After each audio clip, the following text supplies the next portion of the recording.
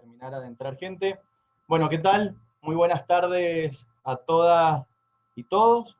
Le damos la bienvenida a este nuevo encuentro de nuestro ciclo de formación en política sanitaria Floreal Ferrara.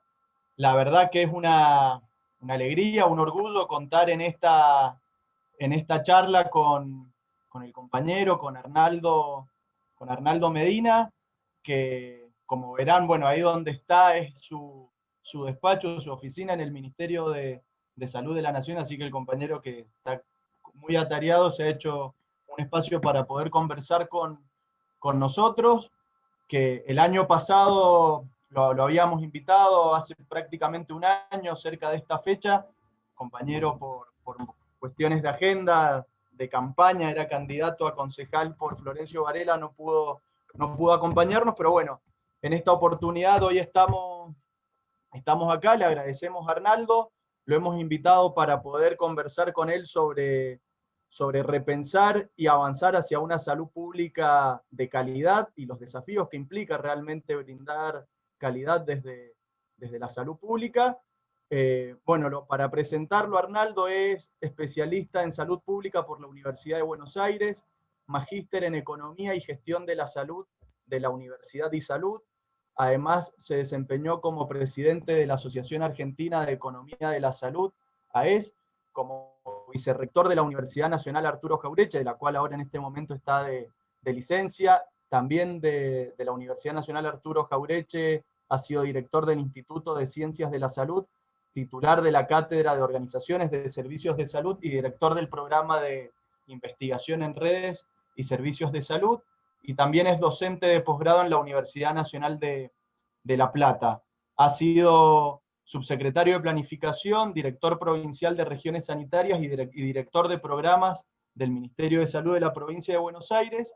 Actualmente es secretario de Calidad en Salud del Ministerio de Salud de la Nación, y a su vez fue quien puso en marcha y durante 6 años estuvo a cargo de la gestión del Hospital Nacional del Cruce, del Hospital Néstor Kirchner, y ese es justamente uno de los motivos por los cuales creemos que el compañero es una de las personas quizás más idóneas para hablar de calidad en salud pública, ya que el Hospital del Cruce, Néstor Kirchner, sin duda es uno de los hospitales de mayor calidad a nivel nacional y también de nuestra región en Latinoamérica. Así que bueno, gracias Arnaldo. Karina Ferreira va a estar moderando. Una vez que termine la exposición de Arnaldo, Karina va a estar moderando para que ustedes puedan pedir la palabra, ya sea a través del chat o de reacciones acá en el Zoom.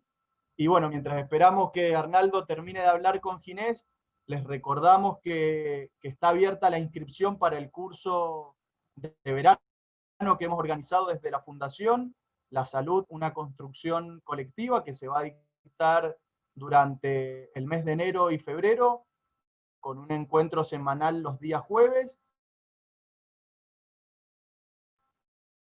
que hemos organizado desde la Fundación. Están abiertas las preinscripciones, y quienes estén interesados se pueden poner en contacto a contacto@fundacionsaludinclusiva.org. Así que bueno, si les parece, esperamos ahí unos segundos que se libere Arnaldo y damos comienzo a este nuevo encuentro. Muchísimas gracias. Arrancamos. Yo agradezco mucho la presentación, Pablo, por la invitación, a todas las compañeras, compañeros que están acá presentes. Me pidió Pablo que hable un poco, bueno, ahí tiene un título, ¿no? De salud pública de calidad. Es interesante porque generalmente cuando se habla de calidad se pone el énfasis en servicios de salud y no en la salud pública, ¿no? En general, que es un concepto mucho más abarcativo, y la salud pública también como un valor social. Entonces me desafía un poco el título, ¿no? a la presentación, entre lo que nosotros vemos como dos corrientes, ¿no? O sea, y que tienen que ver un poco con el rol del Estado. Siempre un poco lo que se pone en juego en el campo de la salud, pero ocurre también en otros campos, cuál es el rol del Estado. O sea, nosotros creemos que, digamos, si vamos a hacer una construcción de una salud colectiva, en la cual planteemos estos principios de calidad, de accesibilidad, de equidad, tiene que haber una presencia fuerte del Estado, si no, no es posible lograr eso. Como yo estoy convencido que después de esta pandemia que hemos vivido, que estamos viviendo, no la hemos pasado para nada, se ha visto claramente la importancia del rol del Estado. O sea, no hay forma de enfrentar esto. Digo, creo que una de las grandes enseñanzas, hay dos, por lo menos desde mi punto de vista, dos enseñanzas muy grandes. Una es la importancia del rol del Estado, y otra es la territorialidad, la necesidad de la territorialidad de los sistemas de salud, ¿no? Respecto al rol del Estado, acá hay una tensión permanente entre, digamos, una visión que nosotros la denominamos sanitarista, pero que es más pro Estado, que viene claramente en la posguerra, digamos, de la mano del concepto del estado de bienestar, y, digamos, otra concepción que tiene una ofensiva antiestatal muy grande, con la crisis del estado de bienestar en los 70, pero después con la propuesta de lo que es el neoliberalismo y propuestas que vinieron también de la mano de distintos organismos internacionales muy fuerte respecto a cuestionar el rol del Estado y a plantear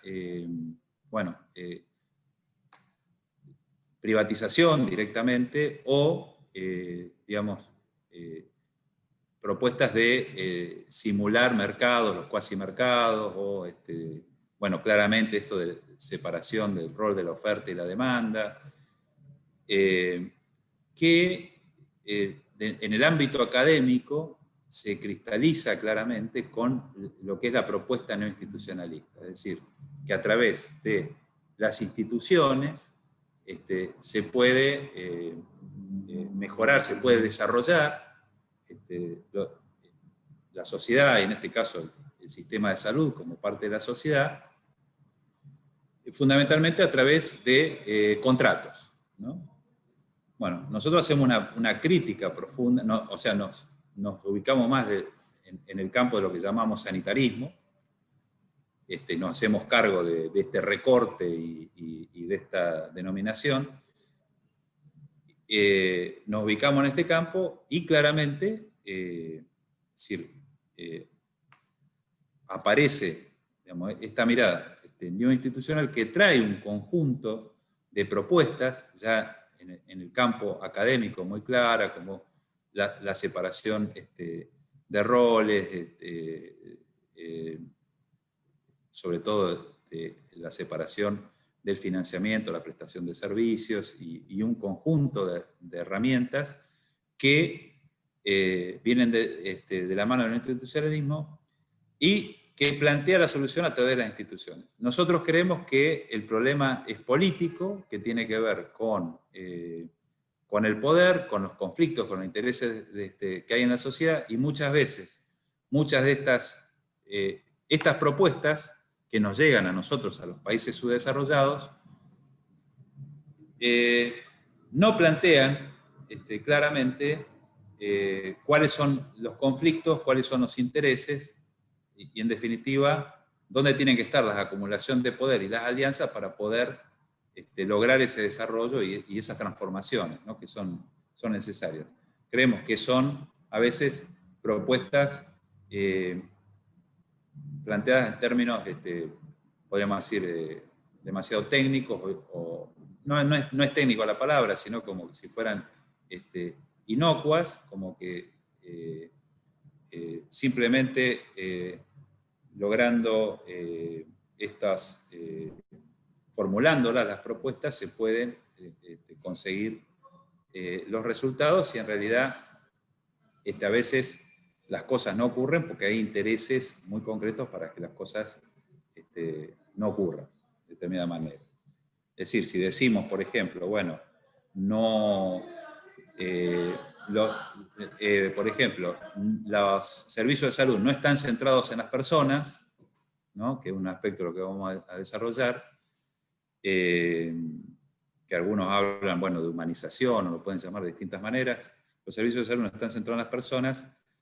En realidad tiene que ver con que hay determinados intereses, con que hay, digamos, un modelo médico hegemónico o, digamos, un poder simbólico de los médicos, o podemos decir de los profesionales de la salud, en el cual no le interesa que el balance esté puesto del otro lado, porque consiguen algunas rentas especiales que se pueden medir de manera distinta a través de este status quo que está establecido. Entonces, siempre, digamos, uno tiene que ver en este campo cuáles son los intereses que se juegan y cuáles son las alianzas necesarias.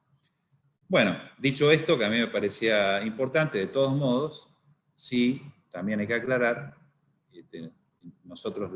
por lo menos nosotros lo planteamos también como posicionamiento, que el Estado también muestra muchas fallas, ¿no? Y hay claramente fallas de eficiencia, falla en la eficacia para llevar adelante la propuesta, y claramente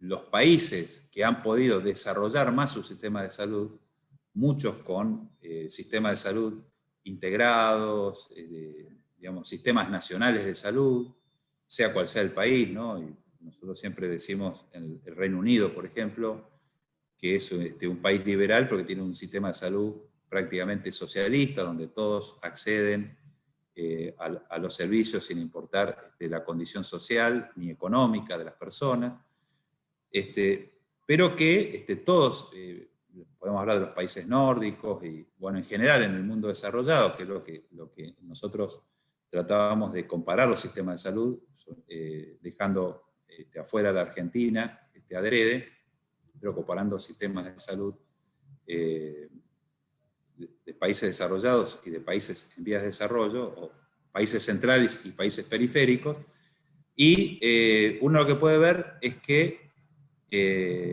en una mirada un poco más pragmática, podría decir, uno, o lo que podemos decir, una propuesta más híbrida, que estas herramientas, por ahí que vienen del neoinstitucionalismo, muchas veces sirven para desarrollar los sistemas de salud. O sea, aceptar también que muchas de estas herramientas, donde inscribo todo el bagaje que viene atrás de la propuesta de calidad, por lo menos la que baja a partir de organismos internacionales, de todos modos, todas estas propuestas muchas veces sirven para desarrollar los servicios de salud. O sea, que a los países le dan resultados, que los sistemas de salud se desarrollan y que efectivamente la gente puede estar mejor también utilizando estas propuestas. O sea, para nada es desecharlas, sino también ubicarlas en el contexto, plantearlas dentro de un enfoque político, no casarnos con esta propuesta como que son la salvación en el desarrollo de los sistemas de salud,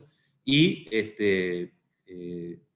tratar de ponerlas, más allá que vengan desde una propuesta del neoinstitucionalismo, ponerla en un enfoque más sistémico, complejo y político. Bueno, dicho esto, creemos que es decir, la propuesta que se puede hacer en nuestro país de calidad, bueno, está en un contexto también muy particular.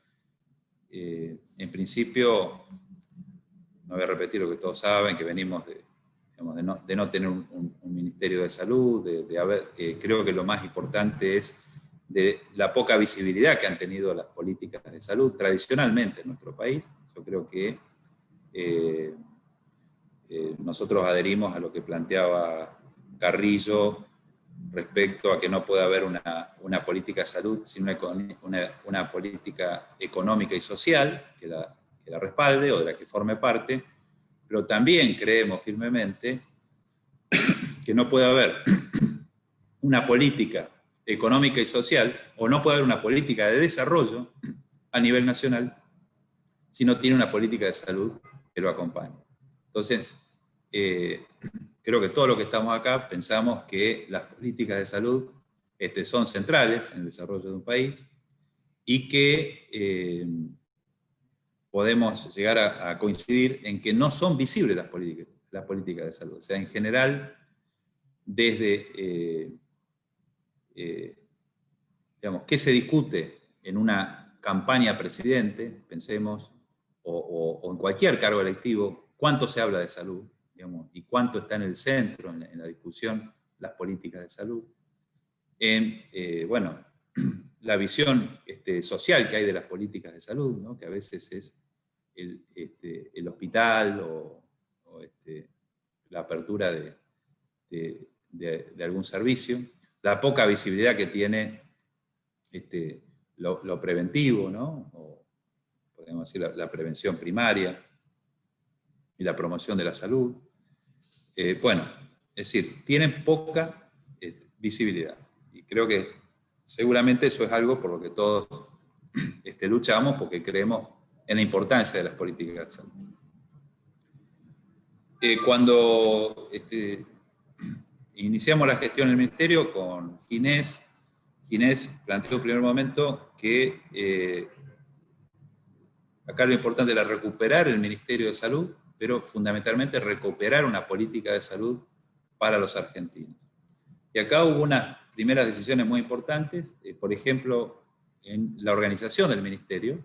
Es una organización muy particular, distinta a la que ha tenido siempre el Ministerio, más allá de que, bueno, hay ciertas estructuras, ramificaciones que perduran, porque tampoco se puede cambiar una institución o un organigrama y poner todo patas para arriba, pero sí claramente en las 3 secretarías se denominó a las secretarías con nombres que tienen que ver con principios de la salud pública, calidad, equidad y accesibilidad.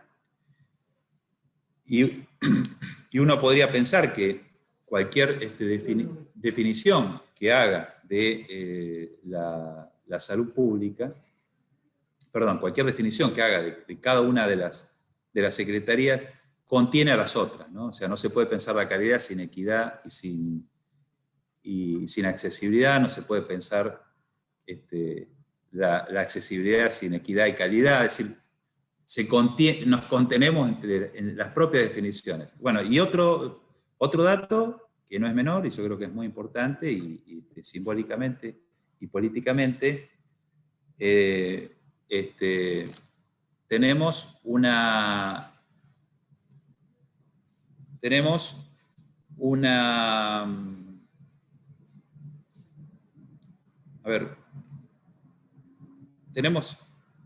unas denominaciones, o mejor dicho, había una denominación que se repetía bastante en el Ministerio de Salud, que era la de cobertura, ¿no? Y creo que había por lo menos 3 estructuras principales del Ministerio de Salud que llevaban la palabra cobertura, y digamos, no aparece, ¿no? La cobertura dentro de la estructura del Ministerio de Salud, y se cambia un poco el concepto, que no es una cuestión semántica exclusivamente, de cobertura universal, ¿no? Por el de accesibilidad universal, ¿no? Esto fue una discusión que se dio en su momento en el seno de la OPS, y que después bueno, siguió ahí dando vuelta, pero fíjense que no se habla prácticamente de cobertura universal y, bueno, se cambió, digamos, el discurso en ese sentido. Pero bueno, yendo a la Secretaría de Calidad, obviamente tiene bajo su responsabilidad organizar el Plan Nacional de Calidad. El Programa Nacional de Calidad ya existe hace un tiempo, importante en nuestro país. Es un programa que digamos que ha venido de la mano de los conceptos más tradicionales de la calidad, pero que bueno, ha tenido algunos líderes importantes, Guillermo Williams, por ejemplo, que tuvo muchos años. Hay un equipo técnico bastante consolidado, hay una expertise. Por ejemplo, hay un grupo que trabaja muy bien en guías clínicas. Y después, bueno, hay una expertise en varios aspectos, sobre todo lo que tiene que ver con normatización, protocolización. Hay, digamos, un manejo adecuado de los procesos de acreditación, de certificación. Y después, también experiencias en cuanto a distintos aspectos de la mejora continua que tienen que ver con seguridad del paciente, por ejemplo. Bueno, si ustedes me preguntan cuál es la definición que tenemos de calidad, bueno, yo en lo particularmente pienso que calidad es la aptitud para mejorar, ¿no? Eso para mí es la cultura de la mejora, ¿no? Eso es para mí la calidad, ¿no? Pero bueno, pues por ahí la van a ver como una definición así medio sui generis, hay muchísimas definiciones, pero creo que sí que hay un conjunto de conceptos, de herramientas que están tradicionalmente en el área de calidad, en el cual generalmente hay una distancia entre algunos aspectos más regulatorios, como puede ser las categorizaciones, la acreditación o las certificaciones mismas, y algunos aspectos que están más vinculados a la mejora continua, ¿no? Es decir, sobre todo tomando acreditación y mejora continua como a veces una distancia que no están suficientemente bien articuladas. Bueno, pero en definitiva, es decir, lo que nos preocupa es cómo ponemos a funcionar este conjunto de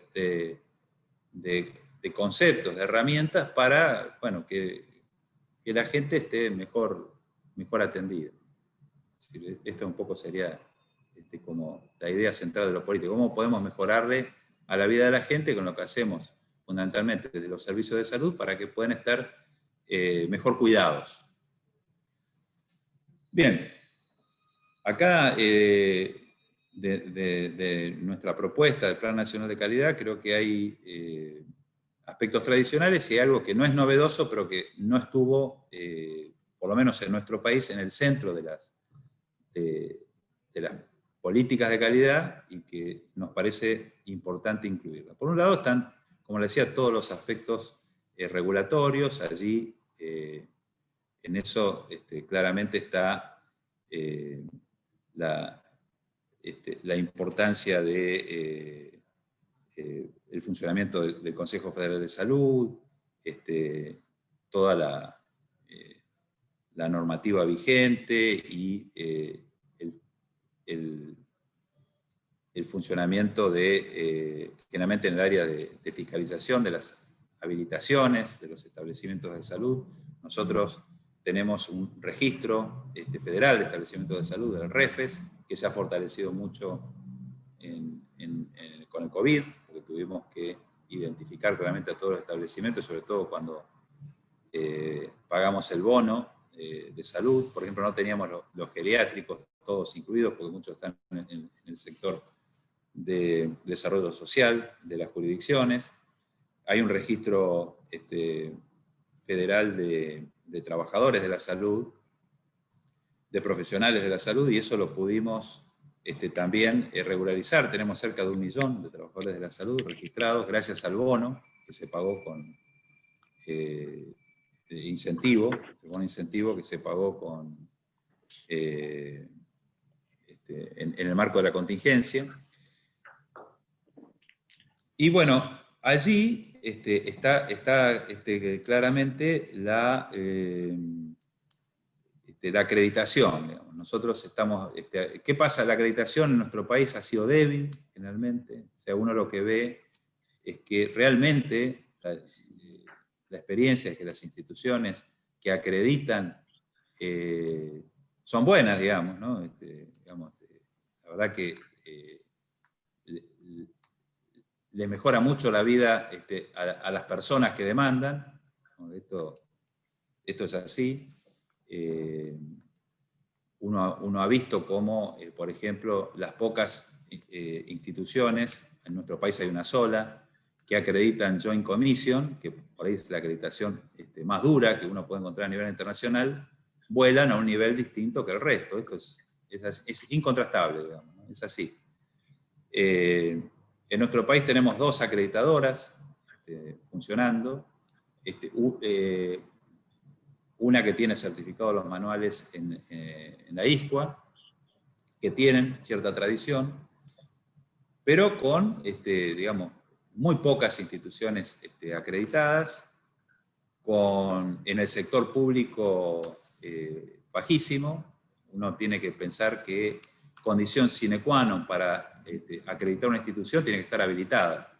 Y lo que ocurre es que se les exige la habilitación a las instituciones privadas, pero no a las públicas. Y eso es un contrasentido muy, muy grande que tenemos. Una debilidad muy fuerte. O sea, las instituciones públicas en general, salvo muy pocas provincias, no se habilitan por el sistema público. Eso, obviamente que es una debilidad. Bueno, entonces hay 2 acreditadoras, pero no sé, ya está a la firma del ministro la resolución para crear el registro de acreditadoras de salud. Nos interesa aumentar la oferta de acreditadores, de entidades acreditadoras, y el registro de evaluadores de calidad a nivel nacional, ¿no? Eso tenerlo acreditado. Y estamos trabajando también, porque estamos tan atrás en la acreditación, que estamos trabajando en lograr unos estándares mínimos con las acreditadoras, y esto lo estamos hablando con el PAM y las obras sociales provinciales y la superintendencia para poner en, digamos, como no obligatoria, por ahora por lo menos, hay quienes piensan que tiene que ser obligatoria, pero que no sea obligatorio, pero unos estándares mínimos como también para poder lograr que la mayor cantidad posible pueda llegar a esos estándares y que se puedan poner algunos aranceles diferenciales hacia esos estándares. Ya varias obras sociales están reconociendo aranceles provinciales, digo, aranceles diferenciales para aquellas entidades que acreditan. Bueno, todo lo que es gobernanza, digamos, que tiene que ver fundamentalmente con lo regulatorio, es un eje claro de trabajo. Después hay un eje muy importante que tiene que ver con la mejora continua, ¿no? Y aquí tenemos de lo más tradicional de seguridad del paciente, que tiene que ver con, no sé, la seguridad en los quirófanos, con los checklists de quirófanos, los programas de seguimiento de error asistencial, seguimientos de infecciones hospitalarias, bueno, escaras, etc. Aquí también está todo lo que tiene que ver con protocolización de los procesos asistenciales, y acá me detengo un poco, digamos, están las guías clínicas, que me parece hoy una herramienta fundamental para introducir reformas en el sistema de salud argentino. Y acá ya nos metemos en cuestión, por eso es muy difícil separar la calidad del todo, ¿no? Es decir, acá lo que tenemos que buscar son orientaciones del sistema de salud que incentiven un modelo de cuidados distinto, ¿no? Que ponga el foco más que en la prestación de servicios y un modelo por prestación, a un modelo más integrado que ponga el foco en el cuidado de la salud y sobre todo en los aspectos de prevención y promoción de la salud. Acá las guías clínicas son claves, es decir, ir a nomencladores por procesos más que nomencladores que estén pensados en términos de la prestación de servicios. En realidad, por ejemplo, el modelo de pago por prestación se está abandonando prácticamente en el mundo, por lo menos en los países, en los países centrales. O sea, ya eso creo que es una tendencia clara. Y nosotros tener todavía organizaciones gremiales sobre todo el gremialismo médico o de las clínicas que defiendan a rajatabla los pagos por prestaciones es un problema serio. Yo creo que acá las guías clínicas tienen un valor superlativo pensando en una reforma del sistema de salud, ir hacia otro tipo de modelos también de contratación. Bueno, ni hablar también de la importancia de orientar nuestro sistema de salud hacia un sistema orientado a la atención primaria de la salud, que es, digamos, el enfoque que está comprobado, que permite mayor accesibilidad, mayor eficiencia y mayor calidad en todo el mundo. En esto hay evidencia científica respecto a los sistemas que tienen este enfoque a los que no lo tienen. Es decir, hay sistemas que son integrados, que tienen un enfoque orientado a la atención primaria de salud, y otros que son fragmentados y que no tienen este enfoque. O sea, no es lo mismo que la población acceda a especialistas directamente, a que puedan hacerlo a través de un equipo de salud multifamiliar, digamos. En esto hay evidencia y también una tendencia clara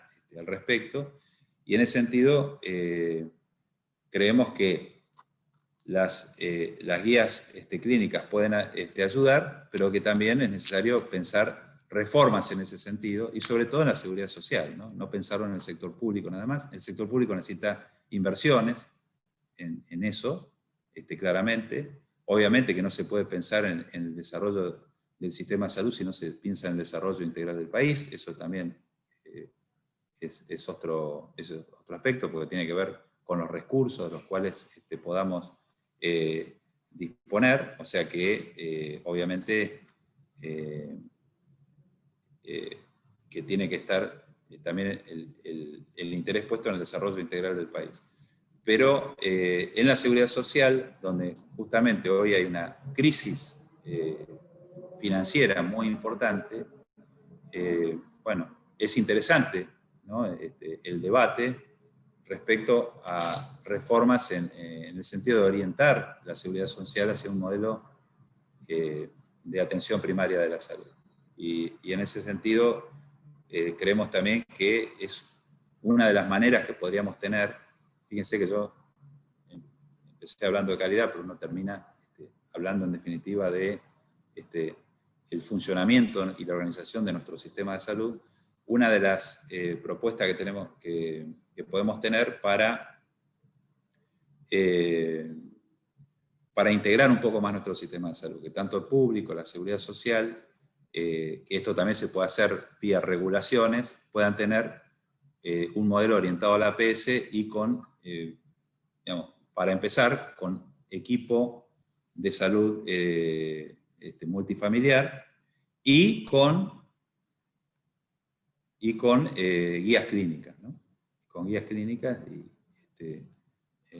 nomencladores basados en procesos y no en prestación. Bien, esto digamos, lo más tradicional de la calidad. A esto le agregamos dos ejes más, ¿no? Hablamos del eje regulatorio al principio, el eje de la mejora continua, que es el más tradicional de la calidad.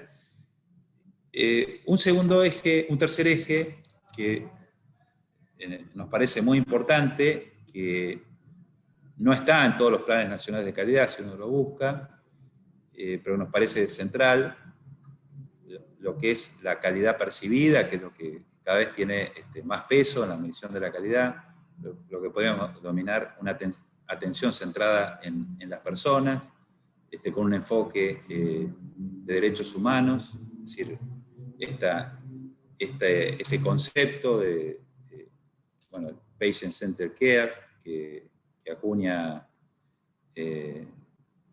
Edith Balint, una psiquiatra inglesa, ¿no?, en la década del 70, y que de alguna manera viene ya desde enfoque de la bioética, digamos, de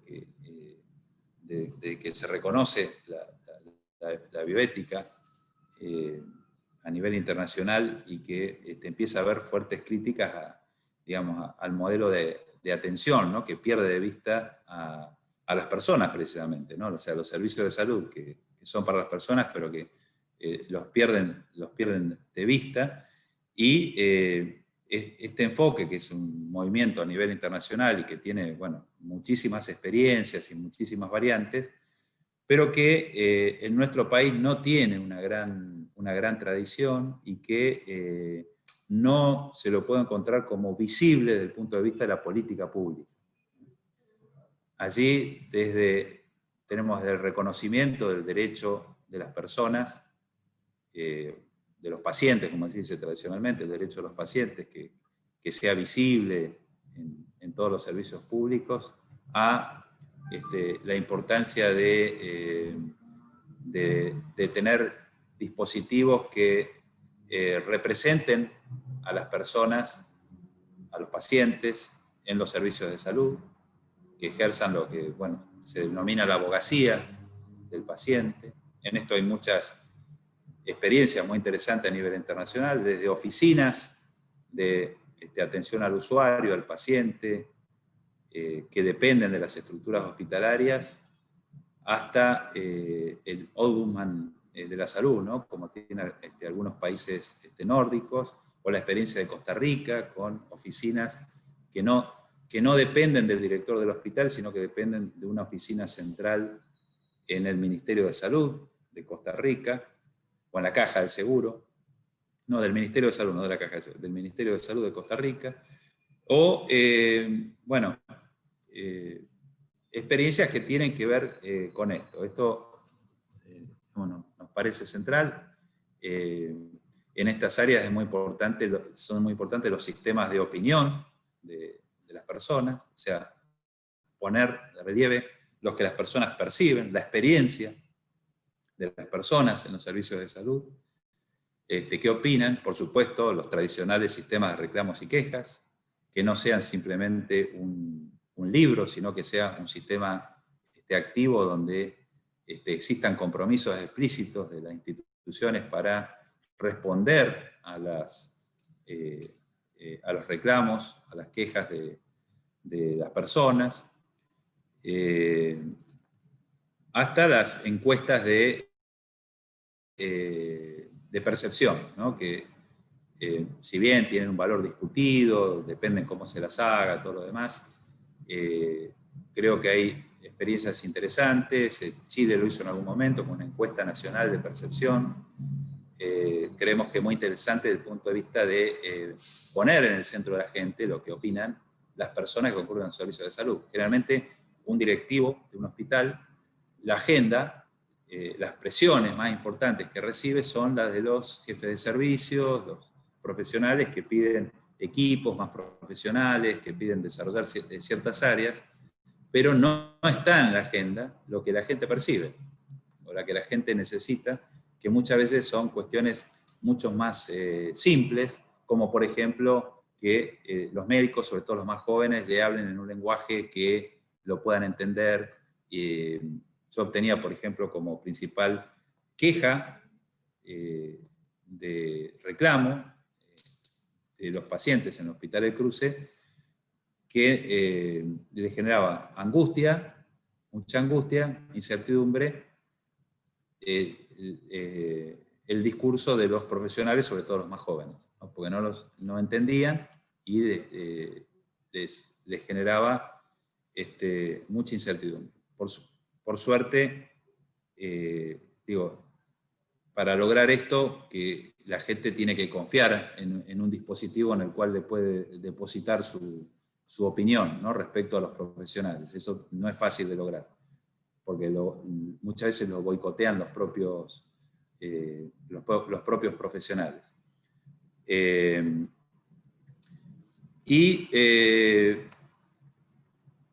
Por supuesto que acá ya hay algunas experiencias más sofisticadas, pero en el cual es difícil encontrar grandes resultados en la literatura a nivel internacional, respecto a participación real, ¿no?, de las personas en los servicios de salud. Sí hay experiencias fundamentalmente en hospitales pediátricos, en oncología, muchas, que las personas hasta lleguen a formar parte del propio equipo que discute el tratamiento, ¿no?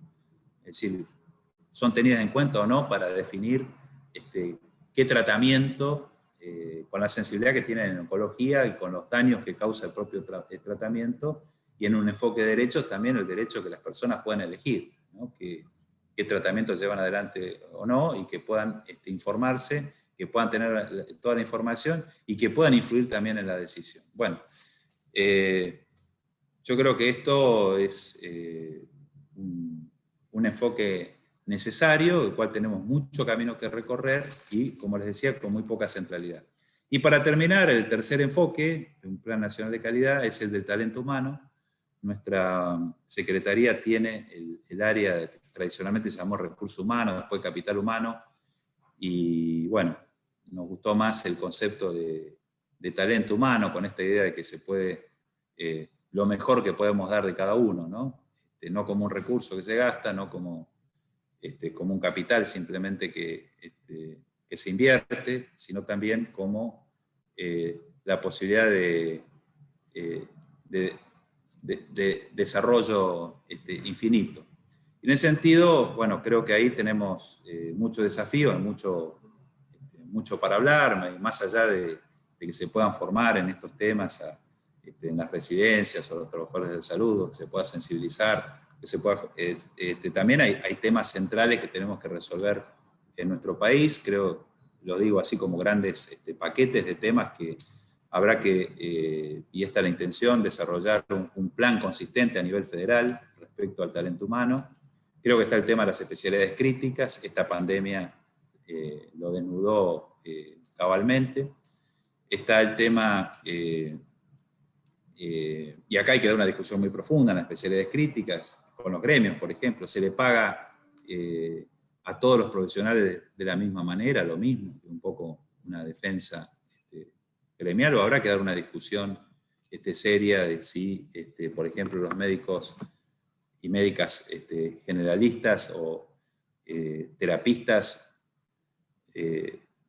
o de neonatología no tienen que ganar más. Yo creo que acá, digamos, esto es un tema, son discusiones que la tenemos que dar seriamente y salir de ciertos tabúes y de ciertos prejuicios.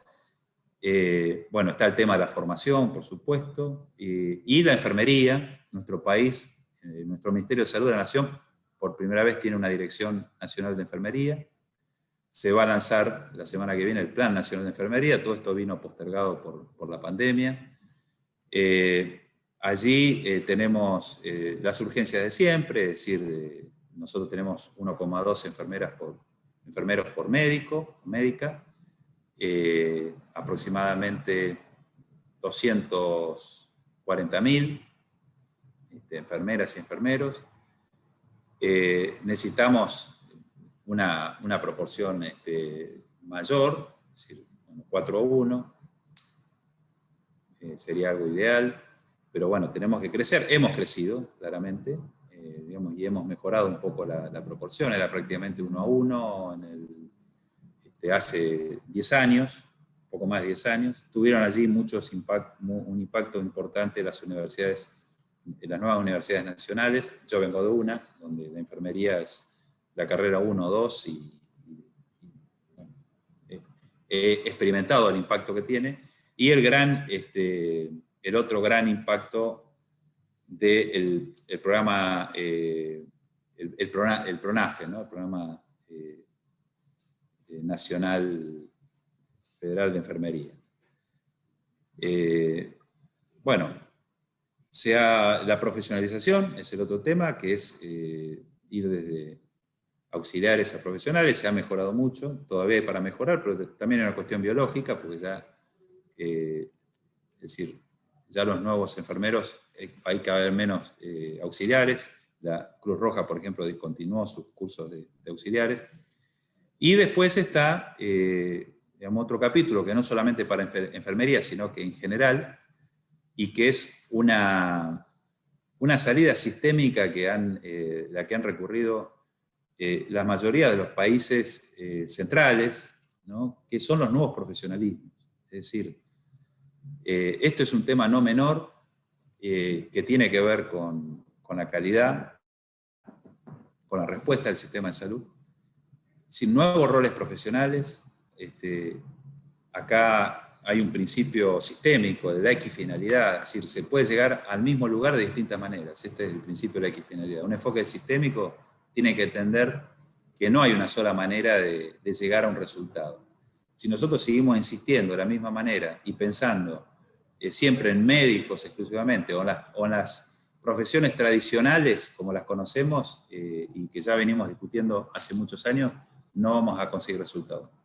Gran parte de las reformas en los países centrales tienen que ver con los nuevos profesionalismos, y la enfermería ocupa un rol central, ¿no? El avance, las prácticas avanzadas, yo creo que es algo que nosotros, es un camino que tenemos que iniciar. Estamos lejos de otros países, pero tenemos que iniciarlo. Por ejemplo, en atención primaria de la salud, o un primer nivel de atención. Para nosotros es enfermería comunitaria, ¿no? Podemos llamar también práctica avanzada, primer nivel de atención, bueno, gestores de casos, les llaman sobre todo los que están abocados a condiciones crónicas de salud y grupos vulnerables en otros países, en España. Pero digo, este tipo de expertise que en otros países se da a través de especializaciones, maestrías, doctorados, bueno, nosotros debemos empezar este camino. La idea es empezar rápido con las universidades nacionales con diplomaturas, pero sí reconocer que están ocupando un lugar central en el primer nivel de atención en países centrales. Por ejemplo, reformas que se han hecho en Nueva Zelanda, ¿no? Muy orientado a un nuevo rol de la enfermería en el primer nivel de atención. Pensemos lo que ocurre en NHS, en el Reino Unido, con la presencia cada vez mayor que tiene la enfermería, incluso con vacancias que dejan los médicos, ¿no? En el NHS eran prácticamente 60% de los médicos hace 15, 20 años, general practitioners, hoy son el 45%. Ya los médicos quieren hacer prácticas y despuntando el vicio, nos gusta especializarnos. Hay como subespecializaciones dentro de los clinical groups, de los general practitioners, que uno hace un poco de gastroenterología, otro cardiología, etc. Y acá ya enfermería ha avanzado en prescripción. Por ejemplo, está de moda en el Reino Unido las evaluaciones de prescriptors. Hay muchas evidencias respecto a que los enfermeras y enfermeros son más seguros, más costo efectivos, y logran mayor adhesión a los tratamientos que los médicos, repiten las recetas que hacen los médicos. Pensemos en nuestro sistema de salud, lo que es repetir una receta, ¿no? Van a las guardias, ¿no? Están dando vuelta a los pacientes. Bueno, lo hacen enfermeros, muchos estados de Brasil hacen lo mismo. Se está avanzando mucho en el mundo en eso. Bueno, podría hablar mil ejemplos también en evidencias que hay con distintos estudios que se han hecho, un metaanálisis que hizo el Instituto de Calidad de Ontario respecto a más de 60 trabajos en el mundo, planteando el valor de los enfermeros enfermeras siguiendo patologías crónicas, controlando patologías crónicas, con resultados superiores a los de los médicos en educación de los pacientes, en adherencia a los tratamientos y con iguales resultados clínicos. Es decir, esto creo que es un camino que tenemos que transitar también en politrauma, y después, dentro de los nuevos profesionalismos,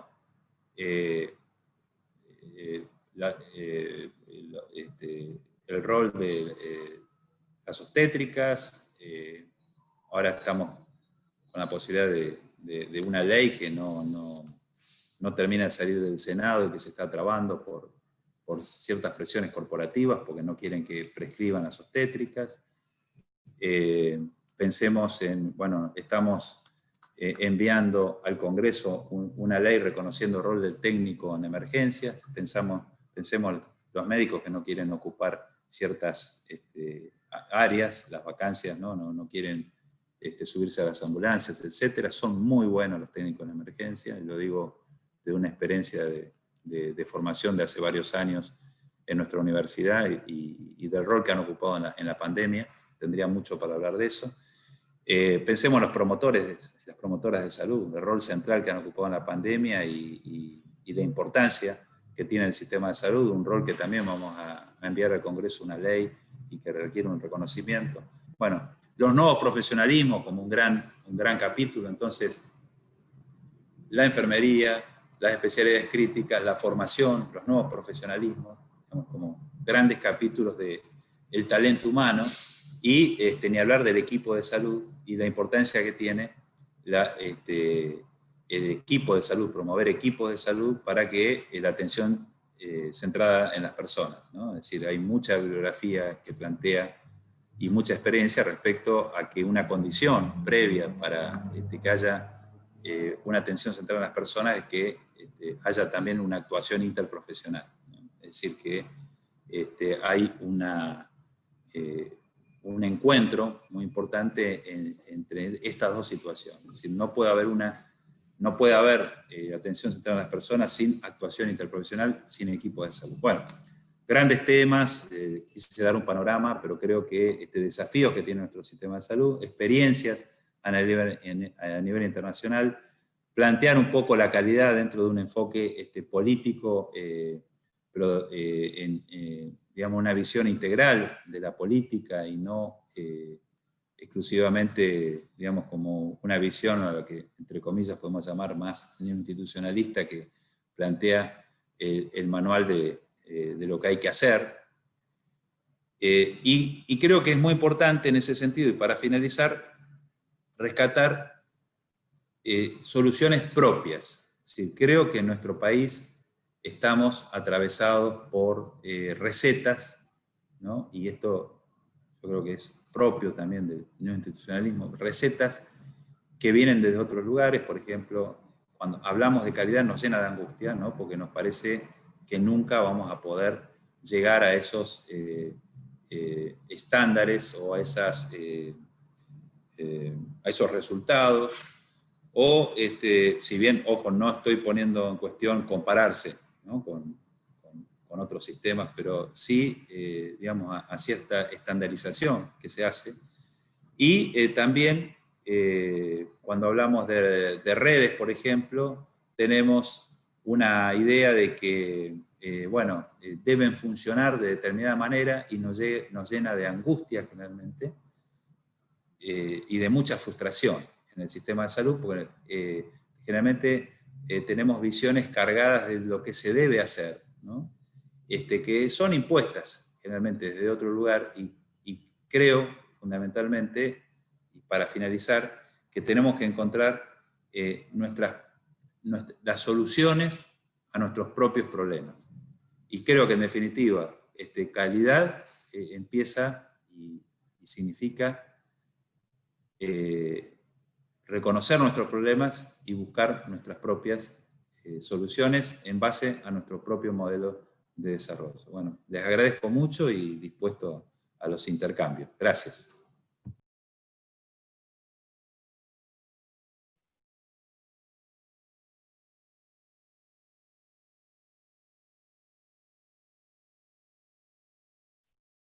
Bueno, buenas tardes compañeros y compañeras, un enorme privilegio escuchar esta charla del doctor Arnaldo Medina.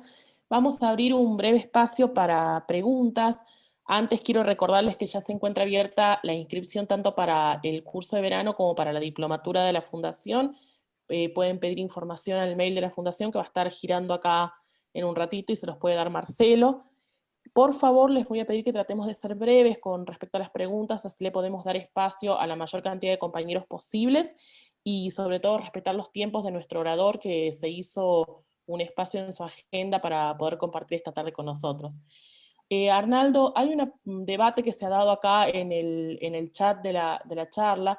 Plantea uno de los compañeros que está presente, Marcelo Domínguez, licenciado en enfermería y técnico en hemodiálisis de acá de Mendoza, sobre si hay algún proyecto dando vueltas por el Ministerio para evaluar qué hacer en cuanto a la atención a nivel de lo que sería la salud pública de personas de otros países. Si bien desde nuestra organización sostenemos y defendemos que la salud pública debe ser universal, sin distinción de ningún tipo de nacionalidad, también está el tema de lo que plantea el compañero en cuanto a personas de otras nacionalidades que vienen a realizar sus tratamientos acá al país por la imposibilidad de afrontar los costos en sus países de origen, si hay algún tipo de planteo acerca de acuerdos de reciprocidad o algo de eso en la agenda del ministerio.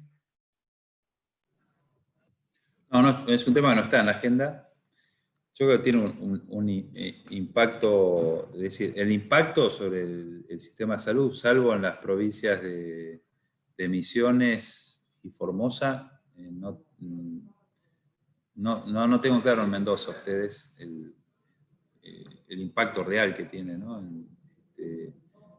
Pero pasa como con muchos temas, ¿no? Que por ahí existe se lo visualiza como un tema de cierta envergadura, y después cuando uno va a las estadísticas reales, es decir, cuántas personas son, digamos, y uno saca un costo de todo eso, quizás es menor de la percepción que se tiene, ¿no? A mí,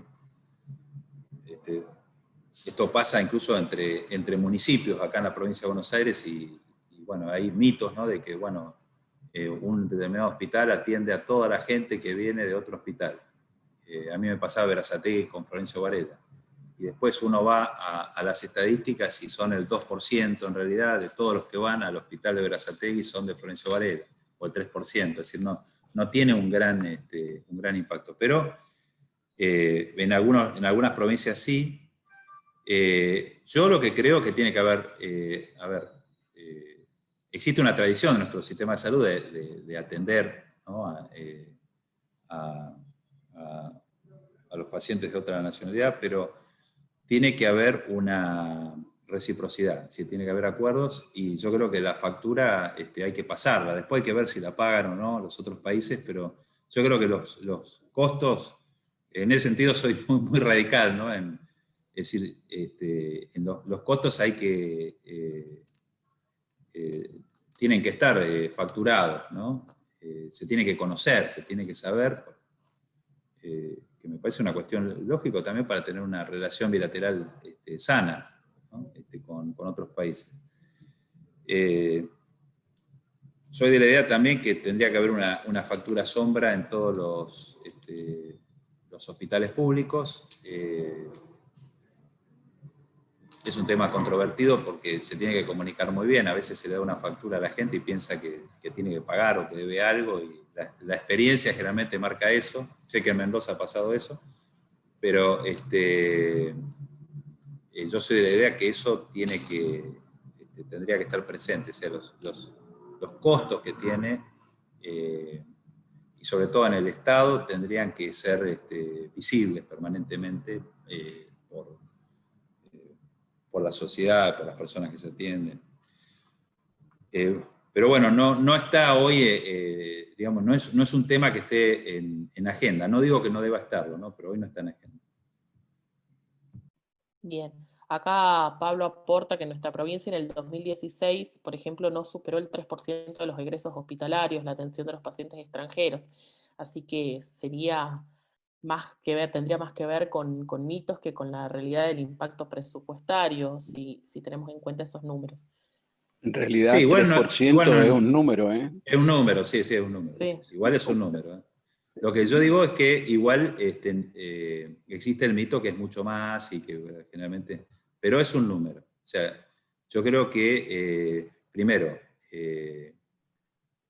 digamos, hay formas, porque a mí me ha pasado, o sea, yo creo que hay formas de desalentar los tours sanitarios, o sea, eso hay formas de desalentar, pero también uno se encuentra con situaciones tristes, por ejemplo, de que llegue un extranjero, lo bajen en la puerta del hospital y que se tire en el hospital y después, bueno, que eso tiene un aneurisma de aorta, ¿no? Es decir, que estaba sin tratamiento en su país y que eso, bueno, requiere un tratamiento caro y se vino y se tiró en la puerta del hospital. Bueno, y allí, por supuesto, hay una cuestión humanitaria, todo lo demás, pero yo creo que la factura hay que pasarla de un país a otro. Digamos, eso hay que articularlo, digamos, con la Cancillería y con los otros países.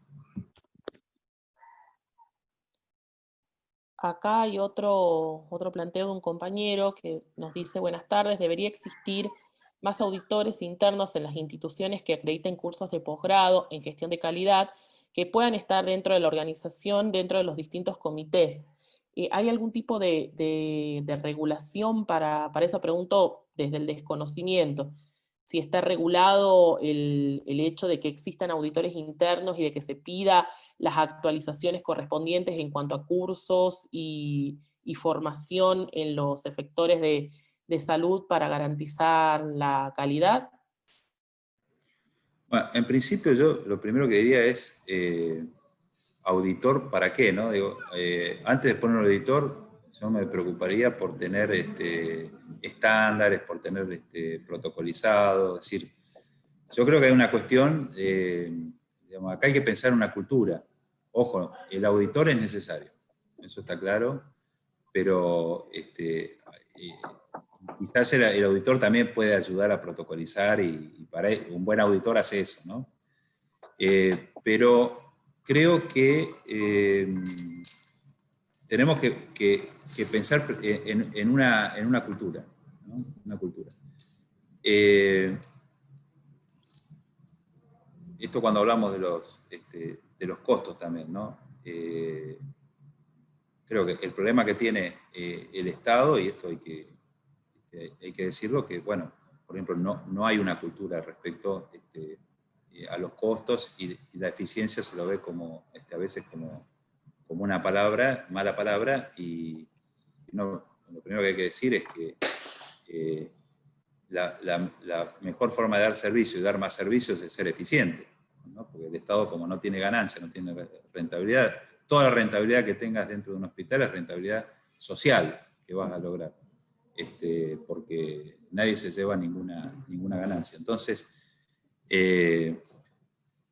digamos, generar cultura, creo que hay que pensar en los valores. Hay que pensar en los valores, fundamentalmente, ¿no? De recrear valores. Y repensar los valores que tenemos dentro de las instituciones de salud. Las instituciones de salud tenemos ciertos valores, por ejemplo, la urgencia, ¿no? Todo hay que hacerlo rápido y ya porque salvamos vidas, ¿no? Y nos llevamos todo puesto por salvar vidas, siempre salvar vidas, esto de la urgencia, ¿no? Para pensar en los valores que tenemos. Pensemos cómo vemos un director o un directivo de un hospital, cuál es el modelo, el que tiene quilombo, el que siempre está, que le golpean la puerta, que tiene quilombo. Si vemos uno que está tranquilo, que planifica bien y que tiene un equipo que responde, y pensamos que no... Bueno, a mí me ha pasado, por ejemplo, uno tiene un buen sistema de... una lista, en un momento habíamos llegado en el Hospital del Cruce a 2 minutos de espera para los turnos, ¿no? Eso es gestión de colas, ¿no? En todo lo que es la gestión de pacientes. Y atendíamos cada vez más, ¿no? Con la misma gente, ¿no? Realmente se había generado una cultura, bueno, habían logrado certificar el proceso de de turnos por normas ISO, los trabajadores se ponían sus métricas y se autogestionaban, y en la medida que eran más eficientes también ellos lograban ciertos grados de libertad. Por ejemplo, se podían ir a tomar un café o podían descansar un poco más. Y bueno, y aparte con un sistema de gestión de las colas también, que es importante.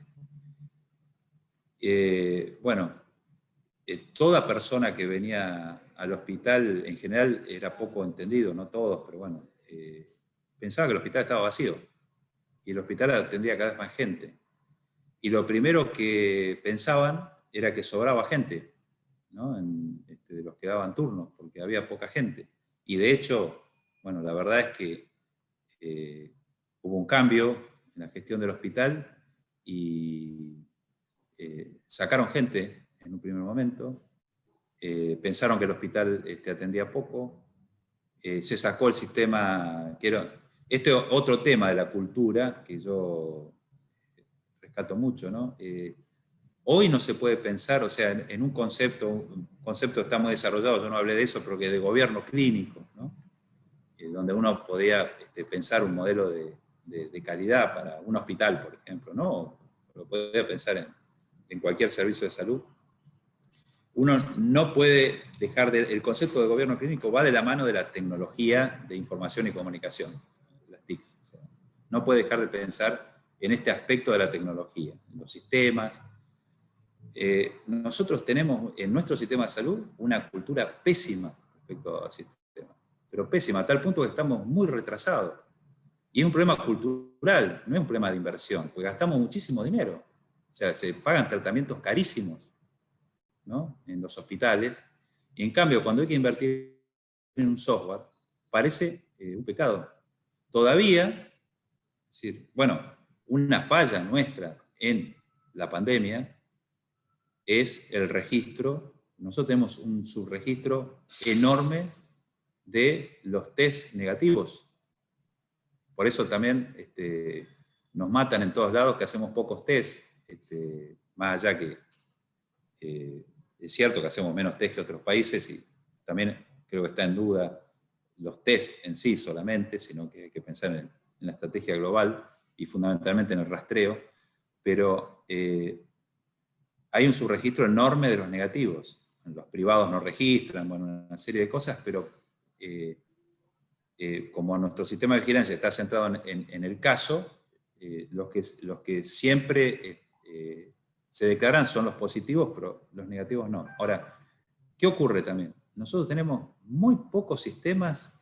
¿Cómo funcionan en todos los países? Con interfaces de los LIS, de los sistemas de laboratorios, que van a los sistemas de vigilancia o de reporte, y automáticamente se dan los resultados del laboratorio. Nosotros hacemos todo a mano. Decimos, tenemos un déficit en el sistema, ni hablemos de historias clínicas y todo lo demás. Mi principal, yo implementé varios sistemas de información en distintos hospitales, algunos que yo era director o que he ayudado, ¿no? o asesorado. El principal resistencia que he encontrado no ha sido de los profesionales o de los médicos, como se dice, no. La principal resistencia son de los propios trabajadores de sistemas de los hospitales o de los centros de cómputo, como le llaman todavía, de los ministerios. O sea, es increíble, ¿no? En una cultura de centralizar. No hay un mercado en nuestro país de software de historias clínicas. ¿Por qué no podemos comprar el software como podemos comprar antibióticos o medicamentos? Si es digamos, en otros lugares acceden a un mercado de soluciones que por otro lado permite tomar mejores decisiones y ahorrar muchísimo dinero. Esto es un problema que tenemos muy serio y forma parte de esa cultura de la que hablo, ¿no? Son problemas culturales. Bueno, eso hay que trabajarlo desde los valores, quiénes son los héroes, ¿no? O sea, el que viene manchado de sangre de la guardia porque salvó una vida, o también le damos un cierto valor al que organiza, al que tiene resultados, al que puede mostrar en forma transparente los resultados. al que muestra una memoria todos los años, al que tiene un plan y dice lo que va a hacer y da cuenta de lo que hizo o lo que no hizo, al que comunica, se reúne y comunica lo que va a hacer, lo que no pudo hacer. Yo por lo menos, ya que hablaron del Hospital del Cruce, yo creo que la principal institución que tuvo el Hospital del Cruce fue la reunión de los responsables de áreas, responsables de servicio, que fue religiosa todos los miércoles al mediodía, todos los días, todas las semanas del año, menos 15 días en el invierno y un mes en el verano, ¿no? Y después siempre fue una institución, una reunión religiosa, en lo cual se puede comunicar, se pueden transparentar resultados y se puede escuchar y dialogar, porque creo que la calidad tiene que ver también con el diálogo, ¿no? Con la posibilidad de que las personas hablen y puedan dialogar y que existan espacios para ese diálogo. Bueno, cultura. Compañeros, antes de continuar con las preguntas, les recuerdo que está la encuesta, le pedimos por favor que tengan la amabilidad de contestarlas para ver, en primer lugar, qué charlas les interesarían tener para el año que viene, y ahora apareció en pantalla otra encuesta para que contesten, les va a tomar menos de un minutito para contestarla. Arnaldo, tengo acá un aporte muy interesante que hace Cecilia Pérez, en donde lo que nos dice es algo muy real, que es importante destacar acá en nuestra provincia la situación de cierre de la escuela de enfermería, justamente cuando esta es una profesión a la que se está valorando en muchísimos países y sobre todo en este contexto de pandemia en el que nos encontramos, porque son trabajadores indispensables en nuestra salud y estamos enfrentando este problema actualmente. ¿Qué opinión podés darnos al respecto de esto? Sí, no conozco las circunstancias de por qué el cierre, pero digamos, de una primera impresión me parece que el país no está para cerrar ninguna escuela de enfermería porque hacen falta en todos lados y bueno, en Mendoza también hacen falta. Esto por uno. Y aprovecho para decir otra cosa, es decir, políticamente, o sea, no es la política cerrar escuelas de enfermería, todo lo contrario. Y creo que también a eso hay que agregarle el reconocimiento, ¿no?, de la profesionalización. O sea, lo que no se puede permitir es que haya jurisdicciones que no reconocen la profesionalización de la enfermería, ¿no? Eso yo creo que claramente tiene que estar puesto blanco sobre negro y en el plan nacional hay que decirlo, que es una profesión que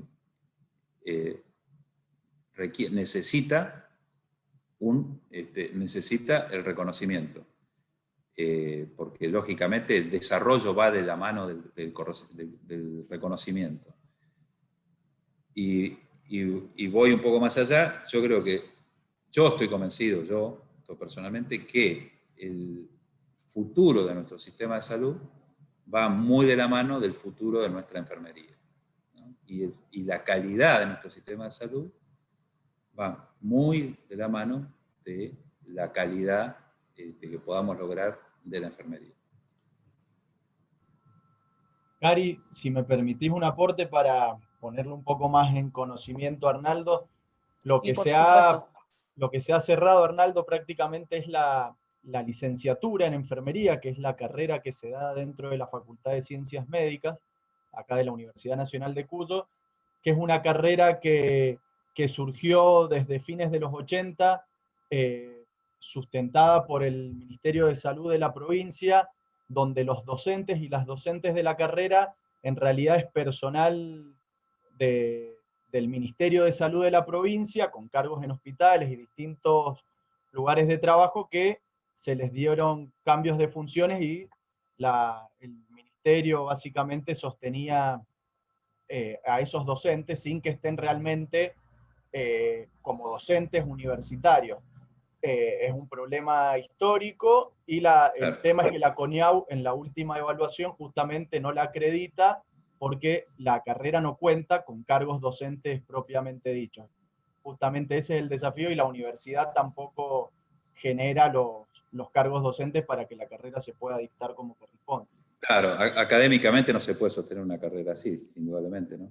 Ahora, yo sí lo que quiero plantear es que acá hay una discusión central en nuestro país. Es decir, generalmente la licenciatura en enfermería o la profesionalización vino de la mano digamos, con la idea de una enfermería más de élite, podríamos decirlo, o que tuviera que ver más con la gestión, ¿no? O sea, como los enfermeros o enfermeras que mandan a los otros enfermeros, digamos, por decirlo de alguna manera. Me parece que eso ya ha quedado atrás, pero ha estado indudablemente rondando, y es una visión que se tiene desde algunos sectores del sistema de salud. Lo que sí me parece importante, pero obviamente que esto requiere un reconocimiento, que tiene que ir de la mano de mayores habilidades clínicas, sobre todo, que ciertas áreas, por ejemplo, en áreas críticas, tiene que haber mayor profesionalización. De hecho, ya las sociedades científicas, la SATI, por ejemplo, no es de médicos exclusivamente, sino que ha incorporado kinesiología y enfermería, y está promoviendo las especializaciones de la enfermería en áreas críticas, pero obviamente, bueno, eso tiene que ir de la mano de un reconocimiento también, porque si no es muy difícil proponer un desarrollo. Y creo que el gran desafío, creo que lo que necesita el país fundamentalmente, son las áreas críticas también, pero necesita una enfermería comunitaria, una enfermería allí sí con muchas habilidades clínicas, también con, digamos, capacidades y habilidades para una epidemiología comunitaria. Esto se ha visto ahora en la pandemia, la necesidad, y son áreas que requieren mucha profesionalización, y por supuesto que ahí es importante también el reconocimiento. Arnaldo, acá Genaro Gerbaudo quiere hacer una pregunta acerca de la ley de equipos básicos de salud de la APS, si sabes en qué proceso está. Esa ley era de la última gestión de Cristina. Sí, sí. Incluso yo estuve también muy involucrado en esa ley.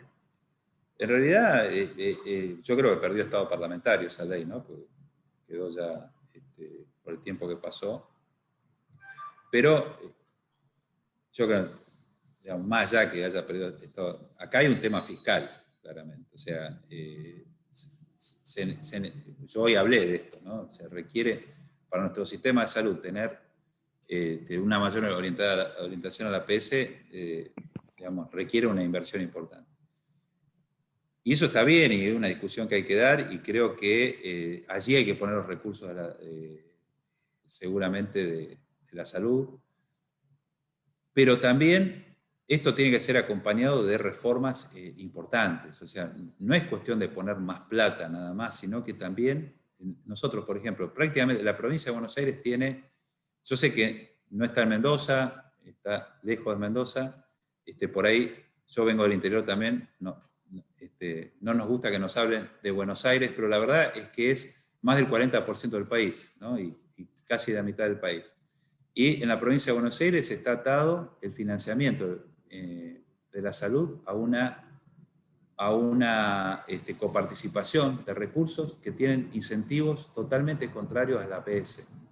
Entonces, yo creo que hay que pensar también en reformas integrales, o sea, tiene que haber políticas consensuadas con las jurisdicciones, y tenemos que lograr reformas integrales. Hace muchos años que hablamos de poder cambiar esto en la provincia de Buenos Aires, pero no tiene sentido, digamos, poner más recursos en la APS cuando la enorme cantidad de recursos, que es el mismo presupuesto, si el presupuesto en el año 2019, el presupuesto del Ministerio de Salud de la provincia y el de la Nación eran de 60.000 millones de pesos, había otros 60.000 millones de pesos puestos en recursos coparticipables por indicadores, una fórmula polinómica en la provincia de Buenos Aires, que se lo hace con incentivo a la internación, a los egresos y a la complejidad.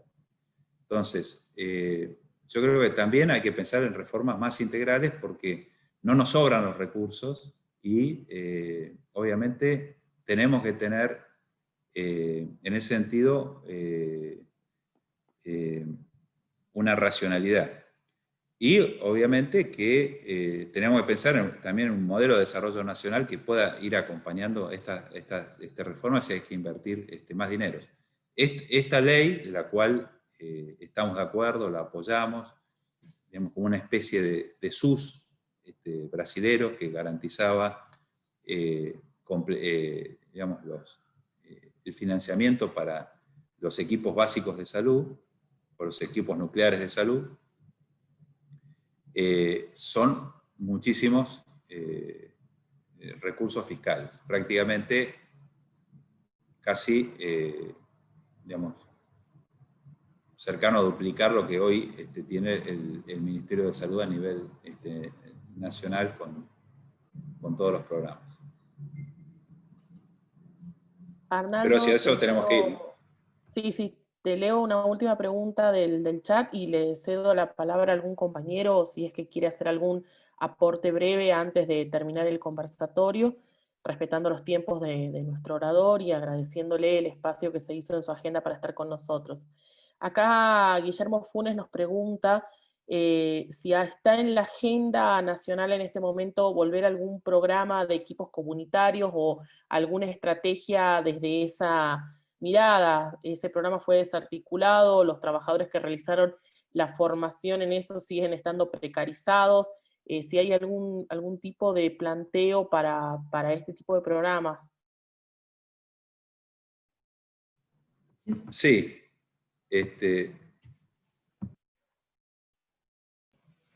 Sí. Ginés está muy apenado por lo que pasa con médicos comunitarios, porque es un programa que tuvo muchísimo impacto en el sistema de salud en Argentina. Yo creo que fue un antes y un después. Estableció un modelo de la APS distinto, trabajo en equipo, generó una cultura, una mística, una cultura distinta, pero lo cierto es que es un programa que se lo ha dejado caer, incluso que ha perdido hasta el propio sentido de equipo. El gobierno anterior incluyó ahí otro programa, ¿no? Como que se superponía con los equipos nucleares de salud. Claramente hay que unificar la estrategia y lo que se está pensando, recuerden ustedes que tenía un componente formativo muy importante, el de equipo de salud comunitaria. Va a haber novedades al respecto, o sea, estamos repensando toda la estrategia para darle un impacto. Sí, acá yo quiero rescatar, esto es muy importante, el Ministerio de Salud de la Nación, tradicionalmente hay un trabajo, ya tiene casi 2 años, de Magdalena Chiara, La Salud Gobernada, que es una docente de la Universidad General Sarmiento, que plantea que hasta este siglo, digamos, y después de Carrillo, el Ministerio de Salud de la Nación tuvo poca injerencia en los servicios de salud. Justamente después, a la salida de la crisis económica de nuestro país, el Ministerio de Salud, justamente estaba Ginés en ese momento en el Ministerio, desarrolla políticas con fuerte intervención en los servicios de salud, fundamentalmente orientados en el primer nivel de atención. Y ahí aparece el programa, en principio Nacer, después Sumar, bueno, Remediar en el primer momento, después médico comunitario, después equipo de salud comunitario, es decir, hay una impronta en los servicios de salud, y fue muy importante el programa de médicos comunitarios. Ahí este trabajo lo evalúa respecto al impacto que tuvo en realidad los 3 programas. Creo que es un programa que hay que rescatar, ¿no? ¿no? Y en eso estamos trabajando. Bien, ¿algún compañero tiene alguna pregunta, aporte para hacer antes de dar por finalizado el conversatorio? Cari. Sí, Luis. Pérez. Sí, Luis, No, ¿cómo estás? muy bien, ¿cómo estás tú? Todo bien. Simplemente quería agradecerle a Arnaldo el tiempo y la muy completa pintura de la complejidad del tema, ¿no? La verdad que tiene tantas aristas y tantas facetas por las cuales hay que seguir creciendo y al mismo tiempo sostener todos los temas instrumentales en los cuales el Ministerio de Salud en la gestión anterior de Ginés y la posterior de Mansur también, se lograron sostener muchas cuestiones instrumentales que mencionó él ahora, ¿no? Entre ellas el sistema de acreditación de los profesionales, la matrícula única, las estrategias que han tenido de unificación de las nomenclaturas en la formación de recursos humanos, en las universidades, etcétera, que son una plataforma que ha costado muchísimo crear y sostener en el tiempo. Así que muy agradecido por la pintura muy, muy completa. Y bueno, creo que queda el desafío para la Fundación seguir trabajando en temas de capacitaciones instrumentales sobre estos temas, ¿no? Pero un gusto escucharte, Arnaldo. Un abrazo grande a la distancia. Lo mismo, Luis. En estos temas vos podrías también hablar mucho y sería bueno escucharte, pero bueno, luego ya vamos a tener algún encuentro personal. Gracias. Le damos la palabra al compañero Sergio Salomone. Sergio.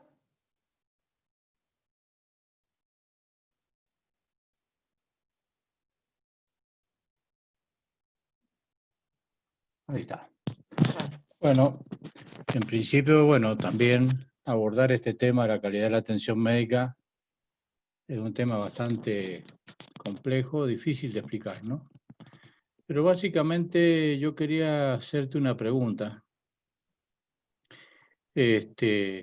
Tanto la medicina basada en la evidencia como las guías de buena práctica clínica, digamos, que se desprenden de esos consensos internacionales, médicos, científicos, tratan de abordar el qué. En realidad, la dificultad que yo veo está en el cómo, porque ese cómo tiene que ver con lo que aportó, creo que vos, Luis, en la medicina centrada en el paciente, porque está intermediado por el médico en la relación médico-paciente. Y eso todavía no está instrumentado cómo evaluarlo. ¿Está trabajando el ministerio en alguna herramienta respecto de esto que tiene que ver con el desarrollo informático, los software y con la estandarización de las destrezas también, ¿no? Esto es un poco la pregunta y el pequeño introducción que hice. Gracias. Sí, Sergio, la estandarización, de hecho, estamos avanzando muchísimo con guías clínicas, prácticamente todo el SUMAR hoy está, todo el sistema de pago, digamos, por estratégico, ¿no? De compra estratégica de servicios de salud, como lo llaman ellos, también un poco basado en resultados, pero también todo está basado en guías clínicas, ¿no? Del cual incluso estamos mejorándola muchísimo. Después, y ahí, digamos,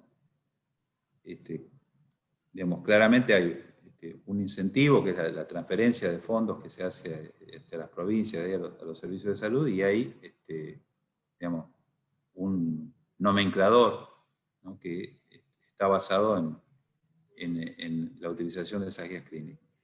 Hoy estamos transformando también lo que es hospital de gestión descentralizada, ¿no? Y las transferencias de la superintendencia, hacerlos por el mismo modelo. Y estamos compatibilizando los modelos del SUMAR con lo de Hospital de Gestión Descentralizada. Y obviamente tenemos mucho interés en avanzar con la Superintendencia de Seguro de Salud. Ahí es más difícil, digamos, pero creo que hay una crisis, como dije al principio, financiera, que nos da una oportunidad, porque la verdad es que ya está demostrado que esto racionaliza mucho el gasto, ¿no? Y salir de los modelos por prestación. Respecto, es decir, yo creo muchísimo en eso, ¿no? Y cuando uno ve en los países centrales, bueno, siempre, digamos, esto de la estandarización de procesos y los nomencladores por procesos y utilizar guías clínicas es, digamos, como un aspecto central, clave. Después lo que planteás, bueno, de la intermediación de los médicos y todo lo demás, bueno, creo que tiene mucho que ver con el modelo, ¿no? Con el nomenclador, ¿no? El modelo de pago, la forma de contratación. Acá hay discusiones centrales, ¿no? Respecto al pago por prestación, que todavía defienden muchas entidades. Y creo que ahí eso juega en contra de todo esto, pero claramente. Y ahí, bueno, ahí hay intereses y hay juegos políticos, pero creo que hay que empezar a ser claros y a dar esas discusiones.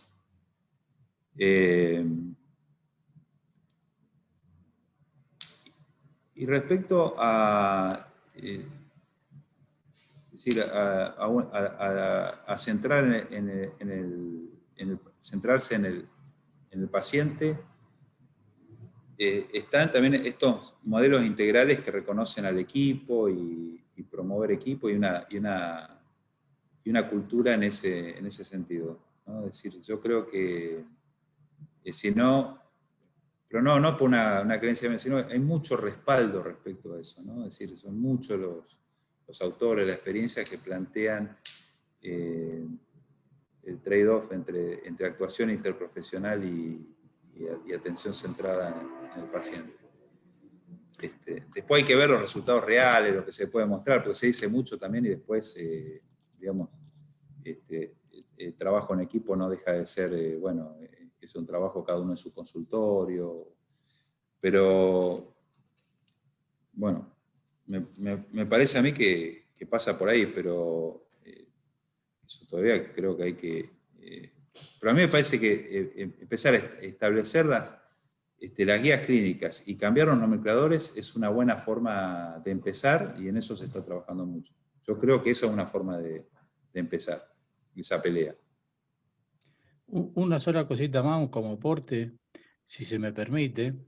Me parece que está bien eso, pero en realidad el aspecto, digamos, desde un punto de vista organizacional, la descentralización operativa, tanto horizontal como vertical, en la relación médico-paciente, en el accionar del médico, pone en mano de esta fuerza laboral, por decirlo de alguna manera, un poder, digamos que desde el punto de vista cualitativo, verdaderamente es difícil de medir. Y mientras no podamos medir eso, y mientras no podamos evaluar eso, me parece que, digamos, la culturalización de la salud como una necesidad va a seguir tecnologizada, va a seguir, digamos, bajo ese anclaje del modelo médico hegemónico, ¿no?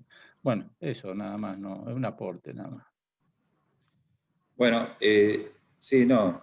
A ver, yo puedo relatarte un montón de experiencia en ese sentido. Eso, no tenemos tiempo, pero desde, bueno, suponete en una red y en un modelo de derivación, que es distinto una red de un modelo de derivación, pero bueno, ¿qué tiene que atender un cardiólogo, por decirte algo, ¿no? Nosotros veíamos en el Hospital del Cruce, que era un hospital de alta complejidad, en determinado momento los cardiólogos tenían un promedio de 8 meses los pacientes, ¿no? Entonces vos ibas a discutir y decías, no, es mi paciente, ¿cómo no lo voy a dejar de atender? Entonces, digamos, hacer ver esta idea de red, ¿no? Y de respuesta conjunta, y que está fuera de la relación individual, ¿no?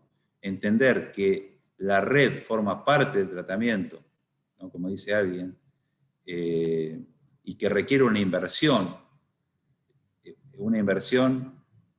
en recursos, pero fundamentalmente una inversión humana, en tiempo, en diálogo, digamos, esta nueva cultura, ¿no? de los servicios de salud,